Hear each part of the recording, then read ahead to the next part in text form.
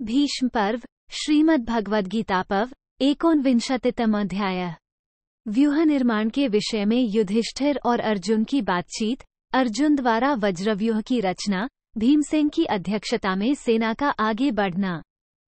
धृतराष्ट्र बोले, संजय, मेरी 11 अक्षौहिणियों को व्यूहाकों में खड़ी हुई देख पांडुनंदन युधिष्ठिर ने उसका सामना करने के लिए अपनी थोड़ी सी सेना के द्वारा किस प्रकार व्यूह रचना की।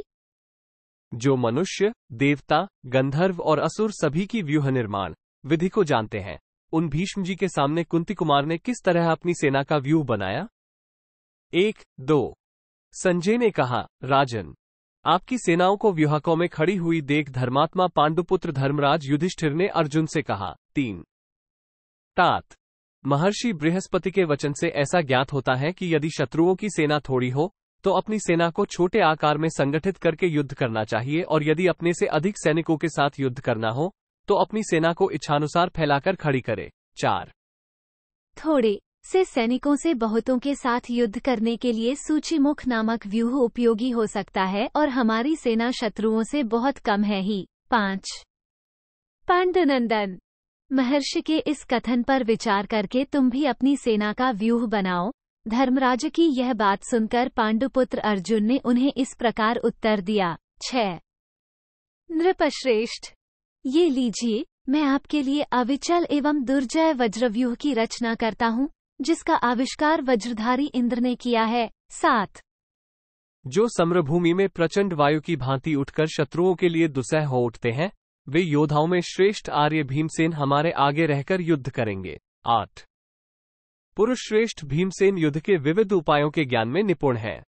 वे हमारी सेना के अगुआ होकर शत्रुसेना के तेज को नष्ट करते हुए युद्ध करेंगे। 9 जैसे सिंह को देखते ही क्षुद्र मृग भयभीत होकर भाग उठते हैं, उसी प्रकार इन्हें देखकर दुर्योधन आदि समस्त कौरव त्रस्त होकर पीछे लौट जाएंगे। 10 जैसे देवता देवराज का आश्रय लेकर निर्भय हो जाते हैं, उसी प्रकार हम लोग योद्धाओं में श्रेष्ठ भीमसेन का आश्रय लेंगे। ये हमारे लिए परकोटे का काम करेंगे, फिर हमें कहीं से कोई भय नहीं रह जाएगा। 11 संसार में ऐसा कोई भी पुरुष नहीं है जो भयंकर पराक्रम प्रकट करने वाले क्रोध में भरे हुए नरश्रेष्ठ वृकोदर की ओर देखने का साहस कर सके। 12 जब भीमसेन लोहे से बनी हुई अपनी सुदृढ़ गदा हाथों में ले महान वेग से विचरते हैं, उस समय वे समुद्र को भी सोख सकते हैं।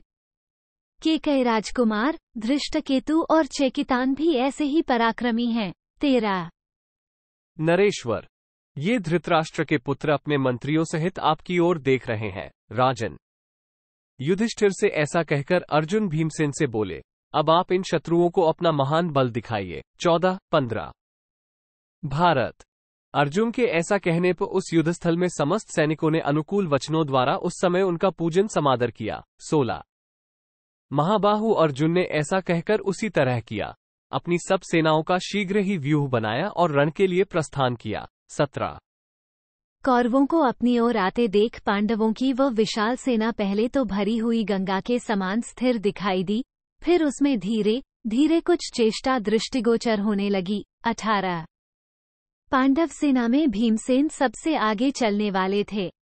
उनके साथ पराक्रमी धृष्टद्युम्न, नकुल, सहदेव तथा चेदराज धृष्टकेतु भी थे। 19 तत्पश्चात राजा विराट अपने भाइयों और पुत्रों के साथ एक अक्षौहिणी सेना लेकर भीमसेन के पृष्ठभाग की रक्षा कर रहे थे। 20 भीम के पहियों की रक्षा परम तेजस्वी माद्री कुमार नकुल, सहदेव कर रहे थे। द्रौपदी के 5 पुत्र तथा अभिमन्यु, ये वेगशाली वीर उनके पृष्ठभाग की रक्षा करते थे। 21 पांचाल राजकुमार महारथी धृष्टद्युम्न अपनी सेना के चुने हुए शूरवीर एवं प्रधान रथी प्रभद्रकों के साथ उन सबकी रक्षा करते थे। 22 भरत श्रेष्ठ, इन सबके पीछे अर्जुन द्वारा सुरक्षित शिखंडी भीष्म का विनाश करने के लिए उद्यत हो आगे बढ़ रहा था। 23 अर्जुन के पीछे महाबली सात्यकी थे। पांचाल वीर युधामन्यु और उत्तमौजा अर्जुन के रथ के पहियों की रक्षा करते थे। 24 चलते फिरते पर्वतों के समान विशाल और मतवाले गजराजों की सेना के साथ कुंती पुत्र राजा युधिष्ठिर बीच की सेना में उपस्थित थे। 25 महामना पराक्रमी पांचाल राज द्रुपद पांडवों के लिए एक अक्षौहिणी सेना के सहित राजा विराट के पीछे पीछे चल रहे थे। 26। राजन, उनके रथों पर भांति भांति के बेल बूटों से विभूषित स्वर्ण मंडित विशाल ध्वज सूर्य और चंद्रमा के समान प्रकाशित हो रहे थे। 27। तदनंतर महारथी धृष्टद्युम्न अन्य लोगों को हटाकर स्वयं भाइयों और पुत्रों के साथ उपस्थित हो राजा युधिष्ठिर की रक्षा करने लगे। 28। राजन, आपके तथा शत्रुओं के रथों पर जो बहुसंख्यक विशाल ध्वज फहरा रहे थे, उन सबको तिरस्कृत करके केवल अर्जुन के रथ पर एकमात्र महान कपि से उपलक्षित दिव्य ध्वज शोभा पाता था। 29। भीमसेन की रक्षा के लिए उनके आगे आगे हाथों में खड्ग, शक्ति तथा रिष्टि लिए कई लाख पैदल सैनिक चल रहे थे। 30। राजा युधिष्ठिर के पीछे वर्षाकाल के मेघों की भांति तथा पर्वतों के समान ऊंचे ऊंचे 10,000 गजराज जा रहे थे। उनके गंडस्थल से फूटकर मद की धारा बह रही थी। वे सोने की जालीदार झूलों से उद्दीप्त हो रहे थे। उनमें शौर्य भरा था। वे मेघों के समान मद की बूंदें बरसाते थे। उनसे कमल के समान सुगंध निकलती थी और वे सभी बहुमूल्य थे। 31-32। दुर्जय वीर महामनस्वी भीमसेन हाथ में परिग के समान मोटी एवं भयंकर गदा लिए अपने साथ विशाल सेना को खींचे लिए जा रहे थे। 33। उस समय सूर्य की भांति उनकी ओर देखना कठिन हो रहा था। वे आपकी सेना को संतप्त सी कर रहे थे। निकट आने पर समस्त योद्धा उनकी ओर आंख उठाकर देखने में भी समर्थ न हो सके। 34। यह वज्र नामक व्यूह सर्वथा भयरहित तथा सब ओर मुख वाला था। उसके ध्वज के निकट सुवर्णभूषित धनुष के समान प्रकाशित होता था। गांडीवधारी अर्जुन के द्वारा ही वो भयंकर व्यूह सुरक्षित था। 35। पांडवलोग जिस व्यूह की रचना करके आपकी सेना का सामना करने के लिए खड़े थे, वो उनके द्वारा सुरक्षित होने के कारण मनुष्यलोक में अजेय था। 36। सूर्योदय के समय जब सभी सैनिक संध्योपासना कर रहे थे, बिना बादल के ही पानी की बूंदों के साथ हवा चलने लगी। उसके साथ मेघ की सी गर्जना भी होती थी। 37।